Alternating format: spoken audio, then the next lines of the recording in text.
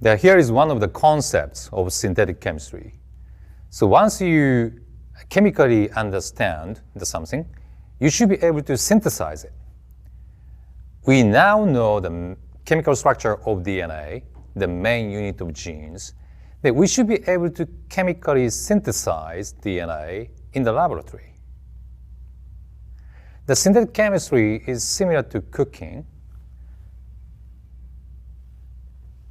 In cooking, it is important to mix ingredients in the proper amounts, whether it's soy sauce, salt, sugar, or chicken meat.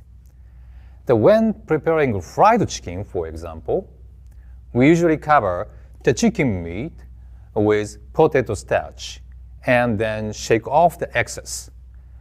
We also use extra oil and discard the excess oil after deep frying. Now, chicken meat is, of course, more expensive than potato starch and oil. So using an extra amount of inexpensive materials, in this case, potato starch and oil, it offers the advantage of facilitating the process. We can use up expensive materials, in this case, chicken meat.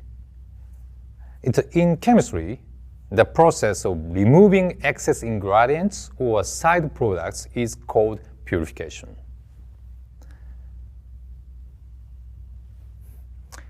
However, the purification often poses problems in synthetic chemistry.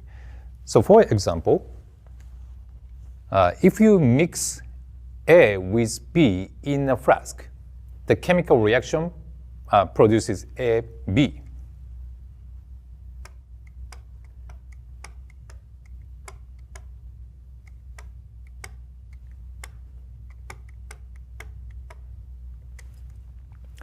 Right?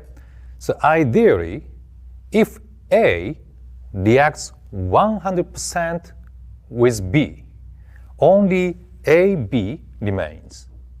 But in reality, reactions are usually imperfect, which means that some of both A and B remains in the solution. So here is the reality.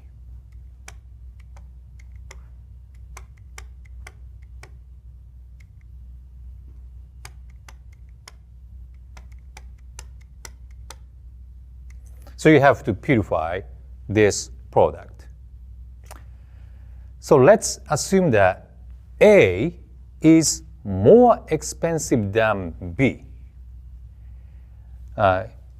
If an excess of B is added,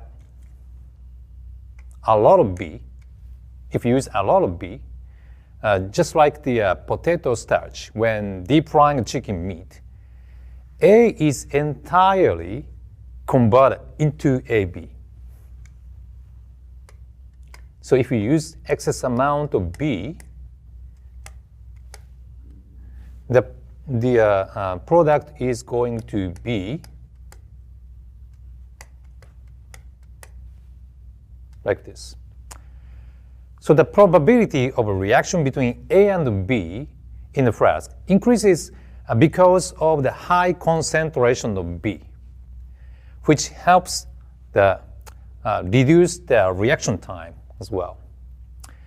So as a result of this reaction, the solution in the flask is a mixture of B and AB. A purification process is needed to extract AB from the mixture.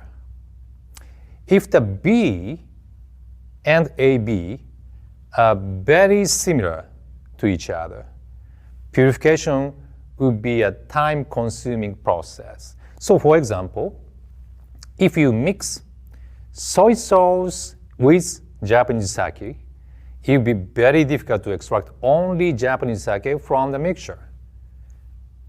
So if these two are similar to each other, it's going to be very difficult to purify AB.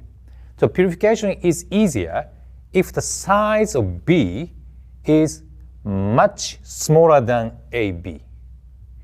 So this approach is used to synthesize a complex DNA molecule. In fact, this approach revolutionized the chemical synthesis of DNA.